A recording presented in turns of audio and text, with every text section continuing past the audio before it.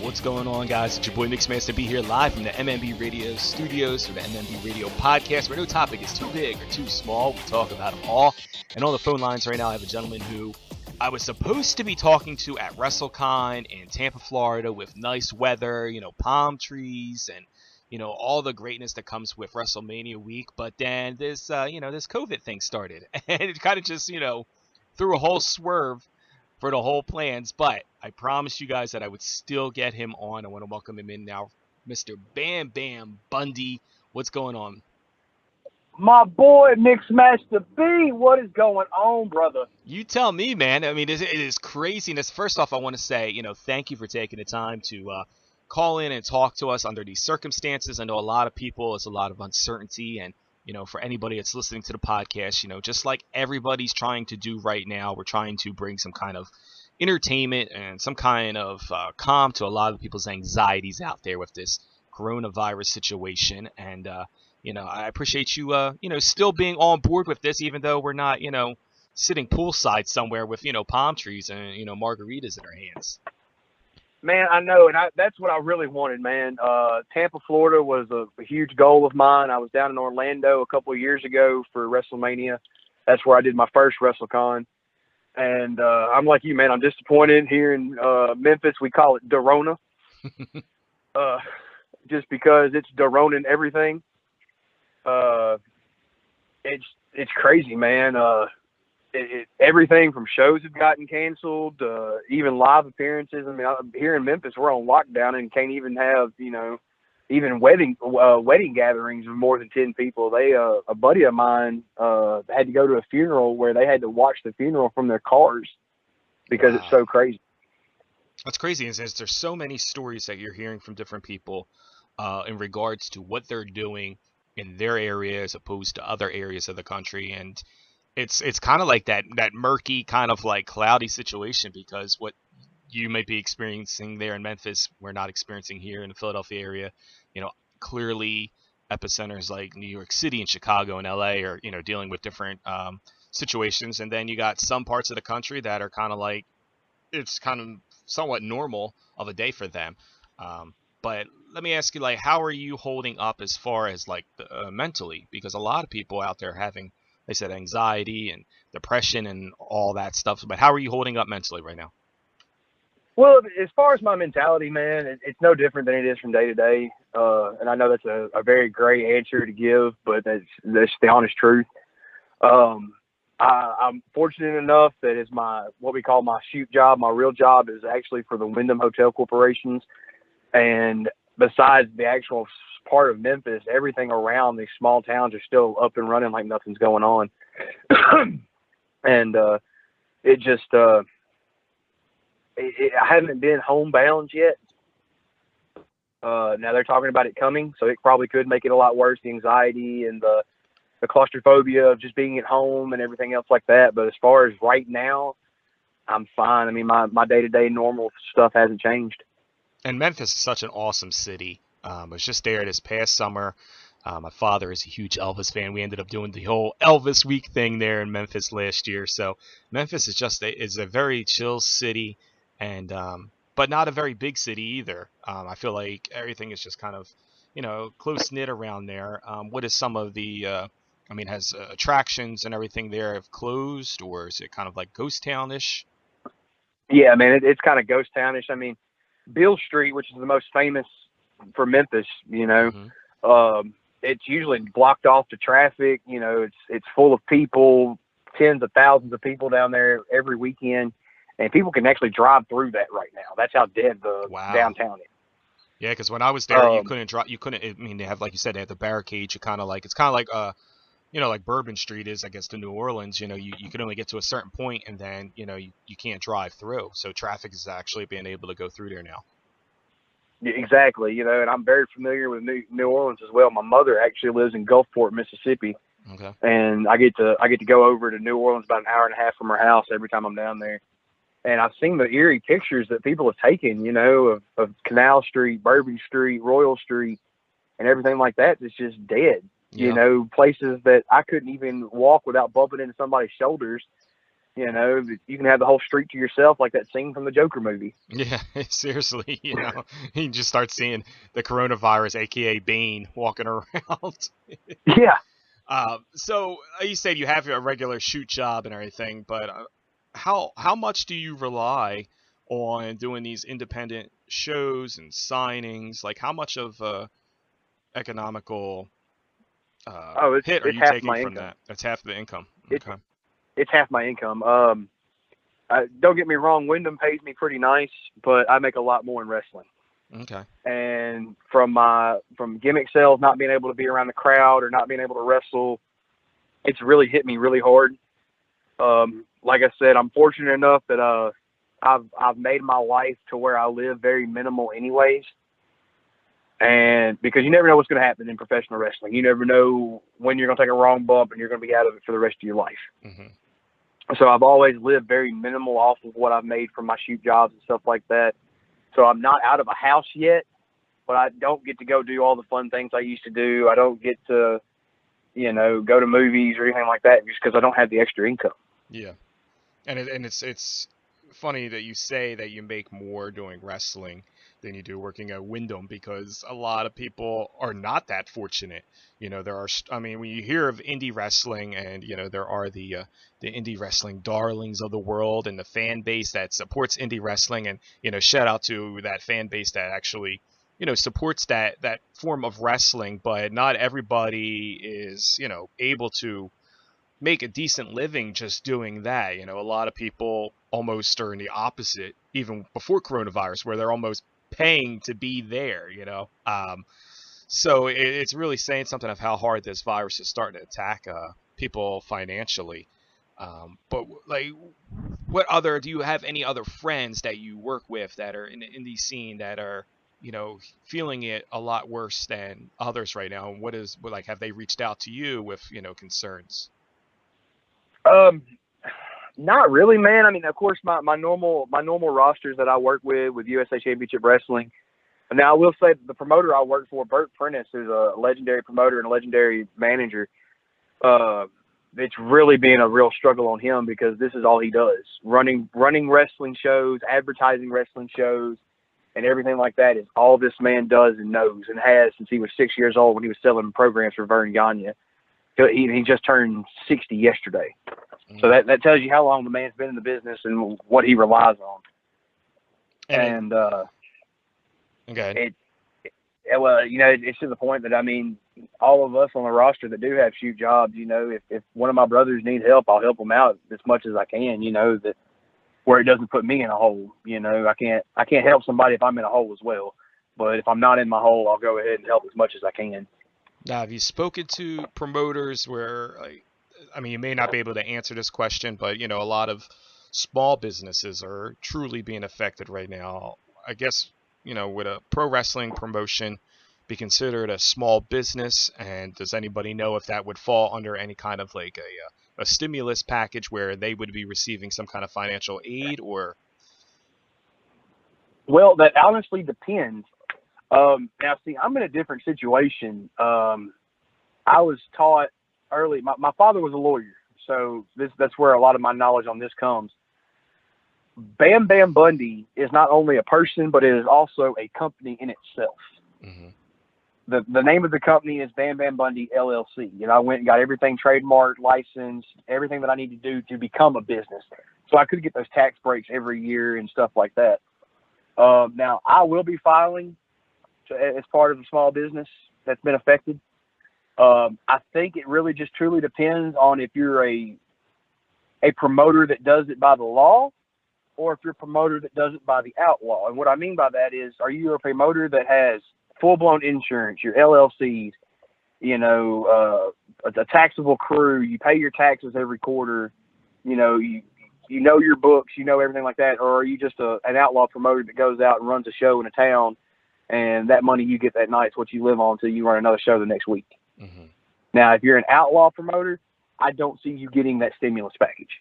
Yeah. But if you're a legit promoter paying taxes and paying on talent and everything like that, I shouldn't say legit promoter. If you're a legal promoter, that would probably get you the stimulus package. But if you're more of an outlaw type promoter, or somebody that just hasn't gotten all that paperwork yet, then you're probably going to have to bite the bullet on this and just lose the money over this month and a half. Yeah, hopefully, and hopefully that's as long as it'll be, about a month and a half. Till we, president is hoping to see something by Easter. It's wishful thinking. I just don't see that happening. I'm, try to be optimistic, but I definitely understand what you're saying, because being a DJ, I do the podcasting, and podcasting is it's a job slash hobby at this point, where but I also do DJ work, and I can definitely see some people don't have a LLC. I know other DJs that in your sense would be considered an outlaw DJ, where they don't have insurance, they don't have a LLC, they just DJ a party or whatever, and they get a check, and they never claim it on taxes, or never so that it'd be interesting to see the fallout from all this, once hopefully all this passes through. But Right. And and here in Tennessee, the governor actually just closed all the schools until April 24th, okay, or recommended that they all be closed. and we've had And that's schools where closed for almost 3-4 weeks now here. So as I said, it's very weird about how different states are handling it. I guess have to handle it in different situations based on the severity of it. Yeah. But let's move forward with something a little bit more positive, because we could sit here and talk about coronavirus, and I'm sure people are sick and tired of watching the news and hearing about it. And my father was even saying the other day, he's an avid Dr. Phil fan. He is furious right now that he can't watch Dr. Phil, because every time he goes to put Dr. Phil on in the afternoon, they're breaking in with a COVID-19 update for the city of Philadelphia. So let's talk about your wrestling career. So for people who are listening to this for the first time, or being introduced to you for the first time, we obviously knew that you're from Tennessee, but when did you fall in love with pro wrestling? 6 years old. 6 years old. And at what 6 years point old. did you decide that that's something that you want to do for considered a living? And at what point did you realize that that's something you actually can do for a living? Well, I tell everybody this, and me and you have never had a conversation before today, and so that you might find this pretty cool. My story's real weird, to where my godfather is a man by the name of Eddie Bond. And back in the 70s, Eddie Bond ran a radio station. Well, with that radio station, he gave this kid a job, and part of that job was to be a late night DJ, and to also draw advertising for Eddie Bond's partner. Eddie Bond's partner was named Jackie Fargo. Wow. Jackie Fargo trained a little kid by the name of Jerry the King Lawler. Wow. When I was ready to become a wrestler, I had mentioned it to my godfather, and he said, well, you know what? I know Jerry. Let me see if maybe we can work something out. And Jerry went, I don't know how that portion of it went, but somehow I wound up with Brian Christopher. Brian Christopher and Kevin White took a really green, big 18-year-old and turned him into a wrestler. Taught me everything I know about the business. I was fortunate enough that Brian Christopher was not just my trainer. Brian became my best friend, to the point we lived together with each other. We traveled everywhere. He introduced me to Rikishi, who's been a godsend to me through my career. He introduced me to Big Daddy V before Big Daddy V died, who helped me a lot on my big man wrestling. Of course, the Lawlers, his brother Kevin, Dangerous Doug Gilbert, Jimmy Valiant. I mean, I was real fortunate enough to have all these guys. Bill Dundee, which is a guy that a lot of people don't give credit to. I've been real fortunate enough to grow up through the Memphis guys, the people that I watched on TV every Saturday morning, and then to be able to step into the ring and wrestle those guys 20 years later. That's awesome. And with Brian, I got to meet him for the first time about a year before his passing. And being a huge wrestling fan myself, collecting so many different things. I had an old copy of a WWE magazine where it was him and Rikishi on the cover, and he signed it. And I tell you, the guy was the nicest, sweetest person that you could ever meet. You know, he was so like thrilled that I one had this magazine. He's like, I got to take a picture of this, brother. He goes, this is awesome. You know, the fact that I held on to something that had his, you know, too cool likeness on it, and it's very, very sad and tragic of his passing, because I think a lot of people, and you can correct me if I'm wrong on this, I think a lot of people didn't really know who he was truly as a person. I think people read reports, heard stories, you know, about other, you know, demons, for lack of better wording, that he may have had, and just thought that, you know, the guy was just this reckless guy that just did not care. But I had nothing but, you know, amazing things to say about the one and only time that I got to meet him. And it's very unfortunate that he had to pass at such a young age. But fortunately for you, that you got to know him, you know, live with him, almost be family to him, and the Memphis territories. Um, but let me ask too, growing up in Memphis, like 6 years old, falling in love in wrestling. When you fell in love with wrestling, what brand of wrestling were you falling in love with? Because Memphis is a hotbed for, you know, like the Memphis wrestling scene. Were you watching a lot of that stuff, or were you watching like the WCW and the WWF and E stuff that everybody else comes to know? I, I was watching Memphis, man. Randy Hales, who was the owner of Power Pro Wrestling, put on a fantastic product.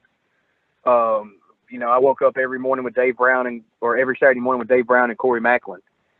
And it was the characters that really got me in Memphis. That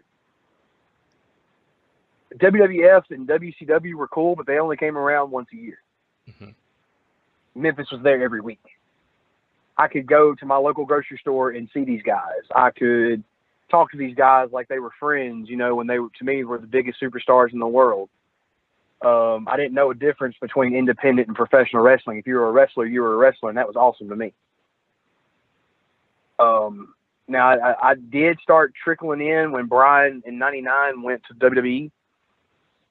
I started kind of trickling into that because Brian was my favorite wrestler. He was the number one heel and number one babyface as I was growing up in Memphis.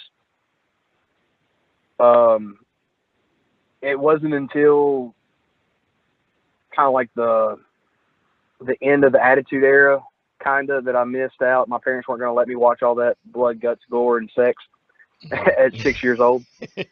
So I transitioned more over to the WCW stylings. And then I really got hooked into it when, you know, we hit the Ruthless Aggression era, you know, with Cena and Angle and Brock and stuff like that. Now, who were some of, obviously, growing up in Memphis, and, you know, Memphis Championship Wrestling and Continental Wrestling, and there's so many different little promotions that were around. Um, I mean, obviously you worked with the Lawlers, and you said Big Daddy V, but who were, at 6 years old, who was someone that you saw on television that you connected to and said, that's who I relate to? Some of your people may know this guy, but this guy by the name of Derek King, he was Mr. Personality. And I'm good friends with Derek now, but he really caught me. The man would just go over the moon with everything he would do. He was our black Shawn Michaels. And I know somebody's going to say that was racist the way I said it, but it was. If you've ever met Derek, you'll know exactly what I mean when I say that. That was the character that got me. I wanted to be like him because everybody's eyes went to him. It didn't matter what he was doing, heel or babyface. All eyes were on him at the time. Now, how did you come up with the name Bam Bam Bundy? I did not. Okay, so someone else coined that for you? Brian did. Okay. When Brian started training me, I was 6'3" and almost 500 pounds. Now I am 6'3" and I am 350 pounds. Okay. Yay me. Bam Bam. A lot of people go immediately to Bam Bam Bigelow, and it's not actually. I have a brute style of fighting, and it reminded him of Bam Bam Gordy. Mm-hmm. And then I was bald also. So he was like, "Oh, as a joke, we're just gonna call you Bam Bam Bundy." Like that was just a running joke, is what it started out being. And then one night, somebody didn't show up at a local promotion in Mississippi, and Brian was like, "Hey, I'm gonna need you to do something." I was like, "Okay, fine, we'll do it." And they stuck a microphone in my mouth for the first time ever, and they're like, "Well, what's your name, kid?" Uh, Bam Bam Bundy, and it stuck. Now, how, I mean, So from going to be having that situation was just thrown at you and, handing you a mic and saying, go out there and shoot a promo. Had you had prior experience training? Like a lot of people here at a performance center in WWE, and they train every aspect of it from mic skills to in-ring skills to being able to know where cameras are. How much of that training do you get when you're in Memphis or in the territories? man, here a lot. I've been very fortunate. Like I said, I get to work for Burt Prentice, who has a weekly television show out of Jackson, Tennessee, and I get my TV training through that. With Brian, I trained for a year and a half before I was able to do anything. That was learning the bumps, learning how to cut a promo, why I don't say certain things in a promo, body language, ring awareness, all of that nature. So for a guy like me that stays regularly booked for these high profile promotions, it's easier for me. If you're what Cornette calls an outlaw talent, which I just love his definition of that, you don't get a lot of it though. There's only so many slots on any roster, obviously. And with USA, we're filled to the gill. We are the best, the absolute best in the area. With TV, with talent, with people that come in. I mean, WWE helps us through Lawler. We've got it all right there. Burt Prentice runs his own version of a performance center type training facility, just doing this with these guys. And we have, even to now, we have a partnership type deal with Jacobs Pritchard's Academy out of Knoxville. Okay, so when you are training and we're starting to get into the business, what did you find was the biggest struggle for you? Clearly, you have a lot of the backing from other um, promotions, and you have a lot of the equipment and experience there to learn from that not everybody has the luxury of having. But what was something that you felt you struggled with at first? Um, my ego. Okay. I came from an MMA background, and I had already heard the smart mark remarks about wrestling, and I felt that even though I'm coming in fresh off the block, nobody can legitimately whip my ass. And I took that ego with me when I started wrestling. And if I could go back and do anything, that would be the one thing I would change. I would humble myself very much so to where it doesn't cost me bookings in the first part of my career. Hmm. I was a very, very difficult person to deal with because if it sounded stupid and didn't sound believable to me, I would not do it. Okay. And it's funny you say that because the I just, first thing it triggered my mind and memory of is hearing someone along the likes of Mark Henry, who was world's strongest man, Olympics, and all that stuff, and coming into WWE, and he would say he references it still to this day in different episodes of podcasts and interviews about how he came in and for him it was almost like a shoot. He had someone that felt like they could push him around, and he's going, the hell with this, you know what I mean? Like, I'm this amount of weight, I'm this size, you're not going to push me around. So like at what point did that trigger that I have to really like humble myself? um, Like, was it an incident or something that happened that just kind of just like shook you to your core? Mark Henry will say, and I'm kind of paraphrasing it a little bit, something along the lines that he was in a Royal Rumble match or some type of match, and I think it may have been JBL who like legit like smacked him and just kind of like woke him up like, yo dude, you know what I mean? Like, you can't just go out there thinking that this is the real deal. So I mean, was there a certain instance where it just kind of just one day just kind of changed? there was. The instance for me was we were shooting TV out of Metropolis, Illinois, and Bert had me wrestle a guy by the name of the Colorado Kid, Mike Rapata. And I went out there with because Brian had told me some things about Mike that just, at the time he didn't like Mike or something like that. And then, so of course, I only knew Brian, so I went off what Brian said. So I had this huge ego and that didn't want to do anything. And I went out there and the match not only was horrible, but Mike beat the crap out of me.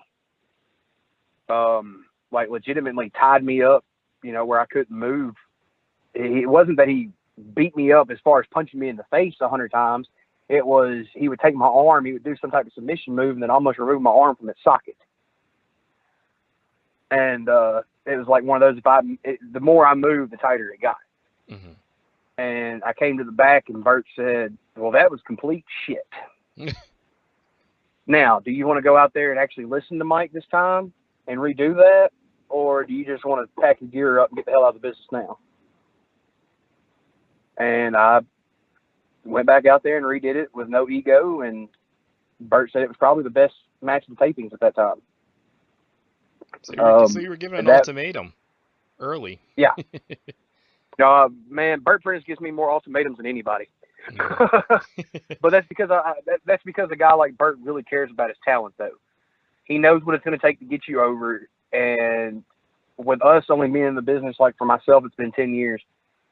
There's nothing I can say in my 10-year business that's going to compete with what he's done in 54 years. Mm-hmm. Or the same thing with a guy like Lawler, who's made millions and millions and millions of dollars at this. I just need to shut the hell up and listen. And that's what the problem with a lot of these guys is they think that when a vet of these calibers is being mean, that they're being mean out of spite. They're not. They're being mean because you're doing stupid stuff and you're just not wanting to listen. They try to be nice about it when they tell you the first time, and then you just kind of brush them off like they're old school and they don't know how to get over. Well, the problem is they're still making more money than any of us. I don't care if you're Joey Ryan. I don't care if you're Joey Janela, if you're anybody like that. Guys like Lawler and them still get to wrestle every week and make more money than us because they still know how to work, they still know how to draw, and they still know how to get us over. So what advice would you give somebody other than being humble for somebody that's trying to crack into the business, trying to make a name for themselves on the indie scene? What's the first thing that they really need to know before getting into those ropes? Believe none of what you hear and only a tenth of what you see. Okay. This whole business is a work. People only let you know what they want you to know when they know what the end result is, if that makes sense. Mm-hmm. So with that, believe nothing you hear of somebody saying, oh, so-and-so talked about you, or so-and-so said this online, or whatever. Or even if you see so-and-so do it. So-and-so probably was in with it with another so-and-so, and they knew what was going on, and they want you to believe something else. Don't believe it. Now, obviously you've had a 10-year career, you've had success, you've held championships. At, at what point do you take a step back and say, I want to be more? Or are you content with where you're at right now? I'm not saying that, being content is, a bad thing or anything. But do you want to do more? Or do you have other goals and aspirations? Obviously. I mean, like any professional wrestler, I do have goals and aspirations. I do want to be signed one day. But I'm very realistic when it comes to my career. My job right now is to get guys over. I'm very versatile in the companies I work with to where I can run the back, I can wrestle, I can do production, I can do commentary, I can do whatever it takes to make the show go and make the company run. And my job right now, as established as I am in the area, is to make new stars.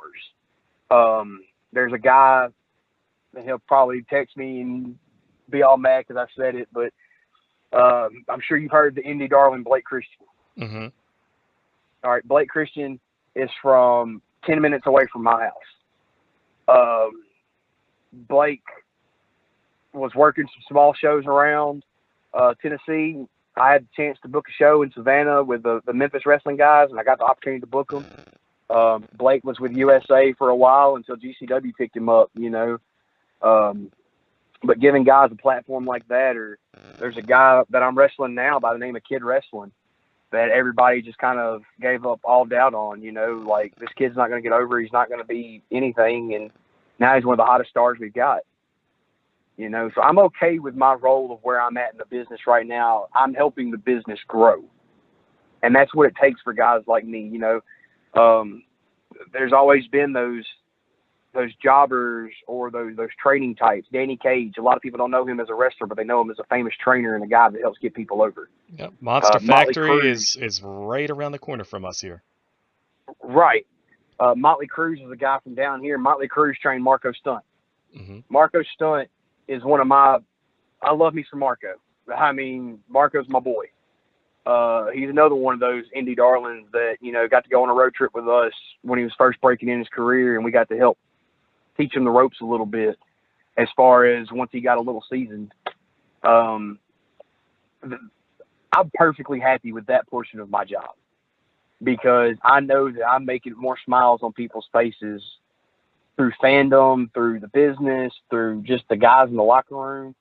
I'm not difficult. I try not to be difficult to work with. I'm not going to say I'm not, because there are some things, again, if it sounds really stupid, I'm not going to do it.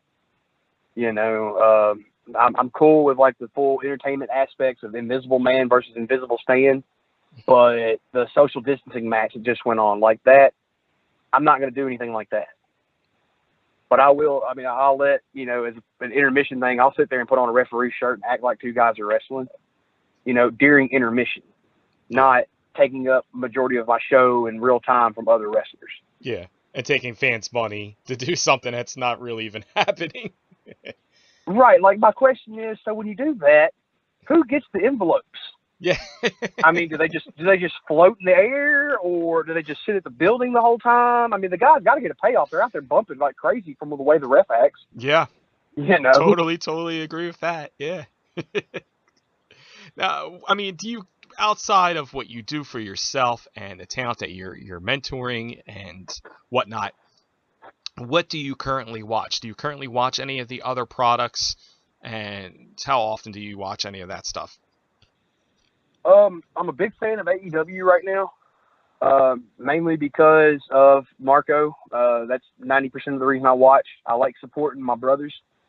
I do think the writing they've had is awesome lately as far as building up stories. The drunken Hangman thing is just funny as hell to me. I do watch NXT, even though I can't keep up to speed with those guys because I like psychology and methodically working and stuff like that. But that's normally what I watch. Now I watch a lot of independent stuff. I like to watch GCW, of course, our USA Championship Wrestling, CWA Wrestling out of Arkansas, Matt Riviera's group. Anything with my manager, Lucky P, who seems to wind up on more TV shows than me. May have to ask him about that. Man, I tell you, Lucky is one of my best friends. He's a fantastic manager. There's a whole 2-hour thing I could go in on Lucky. But, man, he really does. The man gets booked more than me. And I'm like, hey, man, take your client with you or something. We can work out a deal. Hey, everybody needs protection, so. Right. Like, I protect you and make money, and you just get me booked. Yeah. Now, is there anything that you watch currently on the current products, whether it be AEW, NXT, WWE, or any of the indie stuff, that you would like to see changed or altered? Like, what is something that is bothering you? Not so much bother where you can't sleep, but what's something that you see that you would like to see changed? On WWE, man, what I would really like to see is the promos. I don't need a 15-minute segment of promos. Mm-hmm. Go out there, give me 3 minutes of what you got to do, get your point over, get the segment over, build the match, get out of the ring. That's another 12 minutes you can use for other talent in the back that are sitting there doing absolutely nothing. Yeah, enjoying catering. Right. And I've been back there in catering. I know what goes on back there, but the guys don't want to be back there in catering. They want to be wrestling. And I don't blame them. When you're filling up, I think they had Randy Orton and Edge had like a 20-minute segment a couple weeks ago. There's no need for all that. Edge is pissed. Randy Orton's a dick. There you go. And they're two Cut that veterans. promo and get off. Right. They're already established. You don't need them. But you got guys in the back like Cedric Alexander who works his ass off. Mm-hmm. That gets zero TV time unless he's jobbing out. I think Big Swole even made a point about that on AEW or on Twitter or something like that. You got guys in the back like, who was the? I'm drawing a blank on their names, but they were two guys. They dressed like cops. They had like a fashion gimmick. Oh, the Fashion Police. Yeah, Tyler Breeze. Tyler Breeze and Fandango. Mm-hmm. Yeah, those guys. They're sitting in the back doing nothing. Yeah. Fandango was top of the world, I think, WrestleMania 29, where he went over on Jericho, and then nothing. Now let me ask you, I mean, because you see a lot of the smarks on the internet who claim to know everything, and I guess that's just kind of part of the nature of being a wrestling fan. But why do you think it is that companies like WWE will have somebody on top of the world, and then for whatever reason they suddenly kill a push that they have? Politics. That's an easy answer. Okay. And I don't mean politics from the company. I mean politics within the company. And I'm just going to give this as an example. I'm not saying this is what's going on. I don't need anybody to quote me and send it to the dirt sheets and all this other stuff. But you have a guy like Fandango that was getting over. And he was getting more of a pop than, say, Brock Lesnar. I mean, I know Brock's a heel, but still. Mm-hmm. Or Seth Rollins. We'll say Seth Rollins when he was a babyface. Seth's like, okay, I'm your top guy. I'm supposed to be doing all this. And he's getting a bigger pop than me. So Seth goes to the office. Hey, man, y'all are investing all this money into me. Instead of giving him this spot, you're already investing money into me. Give me that spot. Well, when that happens, creative gets screwed up. Then what's going to happen?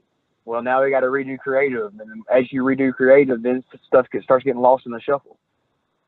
And that's what happens to a lot of these guys. It's politics on politics on politics. And do you ever see that changing? Or is that something that's just kind of been the norm and it's always going to be the norm? Man, it's always going to be the norm. As long as there's politics in America, there's going to be the norm. And it doesn't matter if it's professional wrestling, even to your own shoot job, man. I don't know what you do for a living, but there's people I work with that would love to have my job. And we'll sit here and start stuff just to have my job because I get to work a really easy shift where I don't get to see a lot of people. I work night times. And I get paid the most because it's a third shift that people normally don't want to work. There's people always trying to get you out of the spot you have. People do not want you happier than them, especially in wrestling, because they feel that they, for some ungodly reason, feel they deserve that spot that you're in without a quarter of the work that you've put in.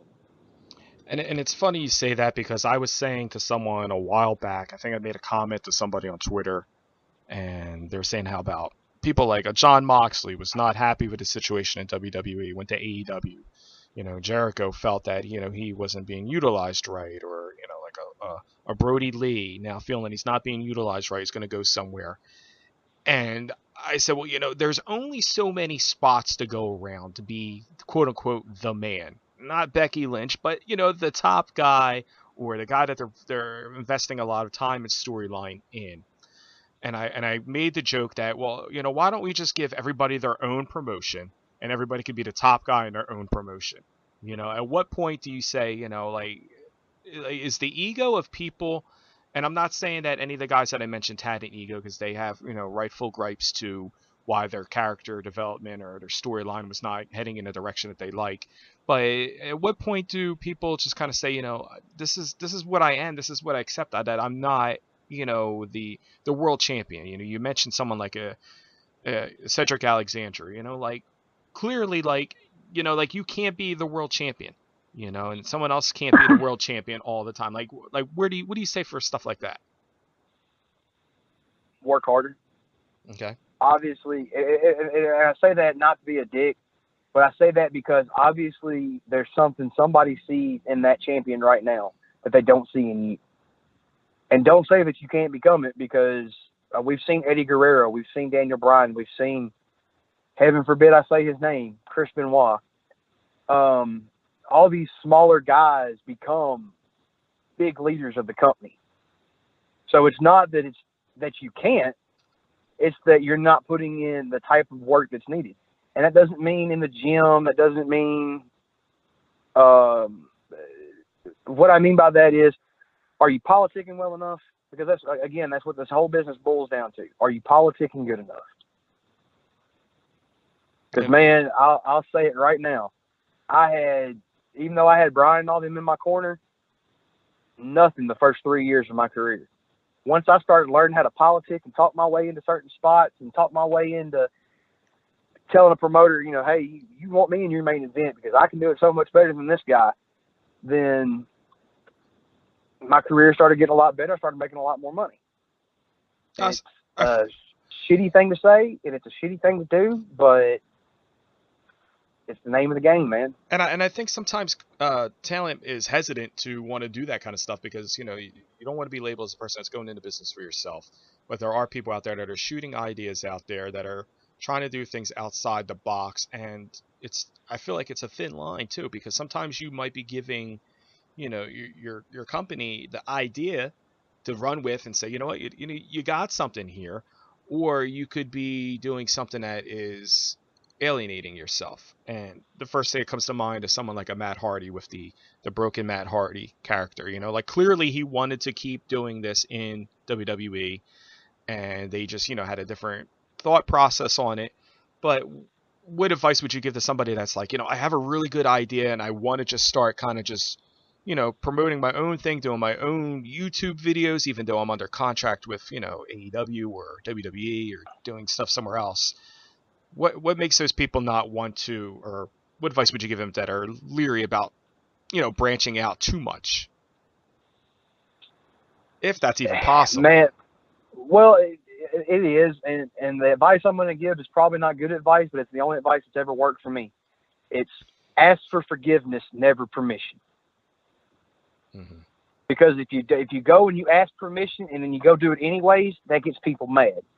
If you act like you never even knew it from the beginning, then there's nothing anybody can say to you. Good advice. All they can tell you is don't do it again. And you're right. I will never do it that way again. Mm-hmm. And then you alter it a little bit. Oh, well, you never said I couldn't do it this way. Now, if you don't alter it a lot and you keep doing it time and time again, yeah, you're going to piss some people off. But you know what? Eric Bischoff said it best. Controversy creates cash. It does. It does. And it's crazy that you're mentioning some of the likes of Eddie Guerrero and Chris Benoit. And I was just talking to a friend of mine the other day, and we got on the topic about people coming over from WCW to WWE at the time, and how if you weren't a WWE guy that, you got buried. And I said, I didn't really see it that way. There was a lot of talent that was WCW that came over that ended up being world champions, Jericho, Benoit, Booker T, Guerrero. And he used an example. He says, you had guys like Vader who were a monster in WCW, and when they came over to WWE, they were, just kind of like jobbed out. And I combated with that, there was only so many spots to make a guy, a world champion. And I said, what kind of message would that send to the guys that are in WWE at the time that were loyal to WWE, saying, hey, you brought these guys over and you're making them champs. And here I could have left and went over there. What's your thought on, people, I guess, making a career for themselves somewhere else and then coming into a new promotion and getting that push or that rub that some others aren't getting, and kind of the overall experience and feedback from that?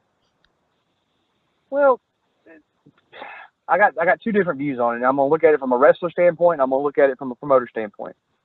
First one, from a wrestler standpoint. Yes, if I work my ass off and do deserve that spot, yeah, I do. But at the same time, am I going to really fill that spot? And am I going to make the money that this guy's going to make?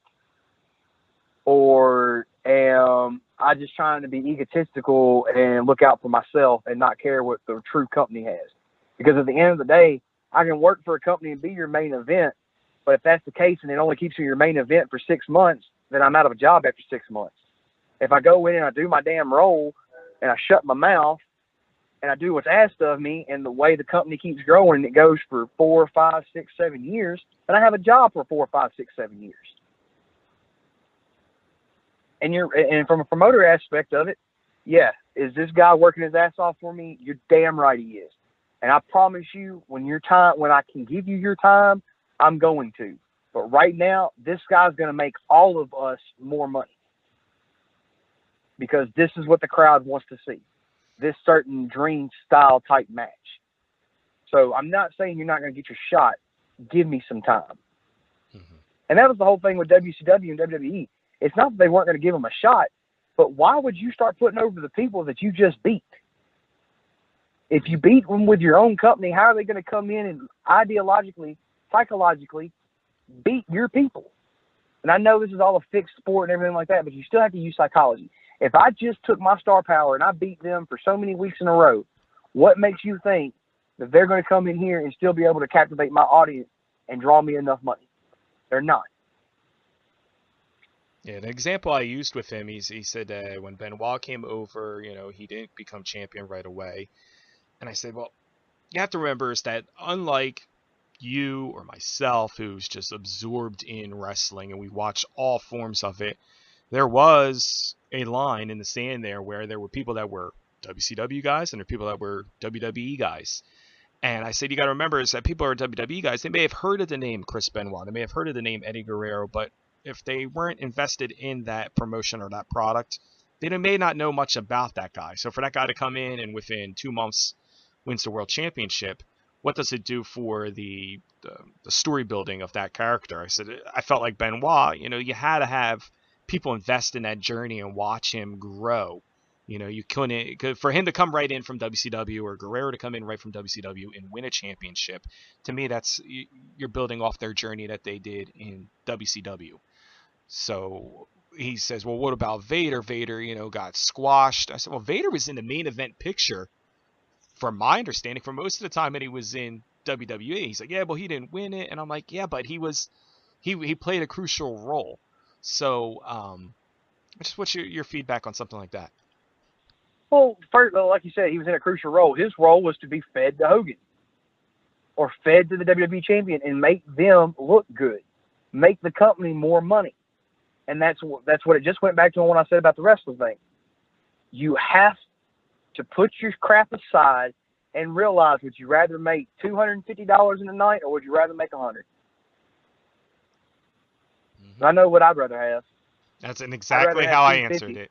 I said you could be world champion and making, $100 a night, or you could be, doing what you need to do to help get guys over and making more money.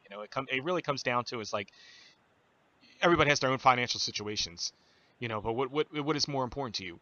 Being champion and saying that you're the top guy, or, knowing your role, not to quote The Rock, but knowing your role and putting talent over and making more money. Exactly. It just boils down to the guys, and I'll say this from an independent aspect, because I see it a lot down here in Tennessee, a lot. These guys want the belt because it makes them look more important, not realizing that you being champion is doing no favors for the company. Once you stop drawing and once people stop paying to see you defend that belt, it's time to give it up. But you don't want to, because you're not out here being a wrestler, you're playing wrestler. You're out here putting a belt around your waist so that you can go get some, sleazy rat to go back to a hotel room with. You're a belt mark. You're not a wrestler. Mm-hmm. Wrestlers are guys that do what's asked of them and make a company grow, make the business grow. And if you're not doing that, get out. Go set up a ring in the backyard or something and invite your friends and family. But leave the professional wrestling to the professionals. And that goes back to the humbling aspect that you said from the beginning. You have to be at a level of humbleness to realize that, hey, I may have to job, I may have to, put guys over, but in the long term, I'm helping build talent, build a company that can be stable. And it's a gamble. You're hoping that later on down the line that you're rewarded for your contributions to helping that promotion stay afloat. And it's not always a guarantee, but like I said, it's a gamble. But sometimes you have to sometimes put others before yourself to succeed, I think. But that's my philosophy and thought process on it. Right. And I mean, it's just these guys don't get it, man. And it took me a while to get it, but like I said, I was fortunate enough that I had real professionals help guide me along the way. Now, what is before we get out of here, I want to know, what is a dream match for you? What is something that you've always said, I would love to wrestle this guy, and no talent is too big, too small, could be, current, retired, past, alive. What's your dream match in your head, and how would it play out? I got to do it actually Okay. already. Which not many I got people say they get to do. right. But I got not only the dream match, but I got it in the dream scenario. The match didn't go how I wanted it to, but what it was I got to wrestle Jerry the King Lawler at my old high school. And the reason that was a dream match for me is that, again, that's what I grew up on, was Memphis going to these different high schools. And obviously Jerry Lawler was the man. So you knew that if you ever became a wrestler, that's who you wanted to wrestle, was Jerry the King Lawler. And you wanted to do it on this Memphis scale, in front of these Memphis crowds. Because the Memphis crowd is unlike any other crowd. New York, Florida, LA, Chicago, Memphis is just totally different. And I got to wrestle Jerry Lawler at my high school on my favorite holiday ever, which is 420. Yes, I'm an RVD fan, if that gives y'all a hint. Okay. But that I got to do it. Now, sadly, the match didn't get to go as a full-blown match like I wanted it to. Lawler had just came off of having a stroke. This is where I can say it now because the reports came out, but the man had a stroke after oral pleasures. And he'll kill me if he hears that, but it made the headlines, dadgummit. Just Jerry, make sure he said it, not me, Yeah. It made the headlines. It was in the commercial appeal. Lawler, somebody put it on Twitter, I think. I did, but it see was that. Lawler suffers stroke after sex, and then somebody put a thing that was like, if yours is this fire, DM me.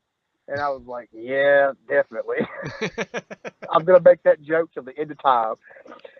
But that's what I got to do. I've also, my second dream match of that would have been to wrestle Lawler at the Omen Arena, which I got to do that as well.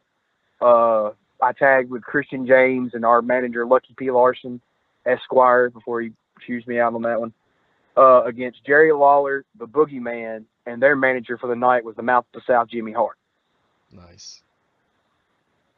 That's some talent to be around, too. But I'd say for a match that hasn't happened, my dream match is the Big Show. He has a different style of working as a big man, unlike any other. He's very versatile. He's very quick. He's light on his feet. That would be my dream match. Now, of course, I'd want that from like 16 years ago when he was in his prime. Now I think all he does is punch and chop, and my chest can't take that too much. Well, it's that 420 holiday that you celebrate, too, that could, play a factor in that. Hey, there you go. But, yeah, man, that would probably be my dream opponent. Awesome. Now, where, if anybody who is listening to this and is like, I'm really digging this guy, where can people find you at online? How can they continue to support you, especially during a time like this where, a lot of indie talent is looking for exposure and looking for support from fans? Let everybody know where your online presence is. The most awesome part about being Bam Bam Bundy is I am literally the only Bam Bam Bundy in the entire world. So if you put those three letters in your Google machine, you'll find me. That's on Facebook, Twitter, Snapchat, Instagram. I have my own pro wrestling tee store, prowrestlingtees.com/Bam Bam Bundy. When we started this whole thing, actually, I was going and delivering my t-shirts now. I'll meet you somewhere if you're close to where I live in West Tennessee with t-shirts, buy merch, whatever. I sell everything off my Facebook pages. That's it, man. That's pretty much all I do, all the social media. So as long as you type in Bam Bam Bundy, you'll find me.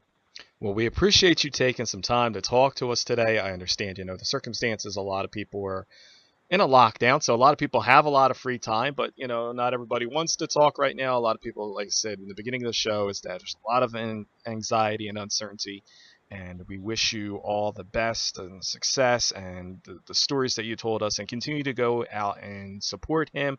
Again, as he says, put it right there in the Google machine, Bam Bam Bundy, and support him, buy his t-shirts, and hopefully once all this stuff dies down, we can see you at shows again in the greater Memphis area and abroad. And let's shoot a goal right now for LA next year for WrestleCon and I'm already WrestleMania booked. week. I'm already booked. Okay. That was the cool thing. I don't know if WrestleCon's put this out yet, but so the guy that booked me for it or whatever had the table, and if you didn't get a refund from WrestleCon, they just went ahead and bumped you over to next year. So Nice. I'm already booked for WrestleCon next year. I'm already looking forward to it. I'll see all the great fans out there. I'll have T-shirts, pictures, and you never know, man. I might have to be able to catch up with you and get you a drink, man. Definitely. And like I say, continue to be safe out there. Wash your hands and do all the other precautionary measures that they're the 5 things they're telling us to make sure that we do. And Yeah, adults, do the things that you should have already been doing, okay? yeah, exactly, stuff you learned as a child, and save some of that toilet paper at the window for the next guy. Man, I tell you, I had to literally fight somebody the other day. I told them, I said, if you don't let go of this toilet paper, I'm going to Bundy drive you. And you won't like that. And I don't think they were a wrestling fan because they gave me a really weird look. But when I'm mad and big, you're just going to give it to me.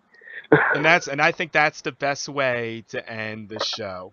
If you try to take the toilet paper, you will get Bundy dropped, and you don't want that. Yep. Well, we appreciate it again, man. And like I said, stay safe out there, and continue to keep us updated on events and things that are going on. And anytime you want to promote anything that you want to let us know, you let us know here at MMB Radio, and we'll definitely bring you back on. Hey, can I give you a sneak peek real quick? Sure. I'll give you one exclusive, and nobody else knows this yet because we weren't able to get it out on the TV show. Jerry the King Lawler is coming up on his 50th anniversary. And USA Championship Wrestling in Jackson, Tennessee gets that one show, that one memorial show.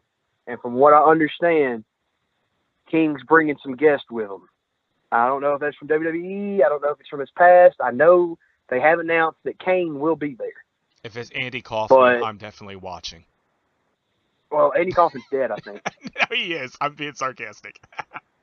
But Jim Carrey is not out of the question, actually. Oh. I'll leave that with that. Jim Carrey is not out of the question, so Man on the Moon, Andy Kaufman could be possible. But Lawler's 50th anniversary show will be exclusive at USA Championship Wrestling June 6th, 2020 in Jackson, Tennessee. And, man, if you can get down here from New Jersey, I'll hook you up with the tickets. I'll get you a place to stay, and we'll have a blast on that weekend. Sounds like a plan. Hopefully everything is cleared over by then, and we look forward to hanging out, man. Definitely look forward to it. Most definitely. All right, Definitely. brother. Well, Mixmaster B, I appreciate you letting me be on here on MMB Radio. Hey, brother, you have a great day. You too, man. Be safe. All right. Ladies and gentlemen, this is the Mid-South Prodigy, Bam Bam Bundy, and you are listening to MMB Radio with my boy, Mixmaster B.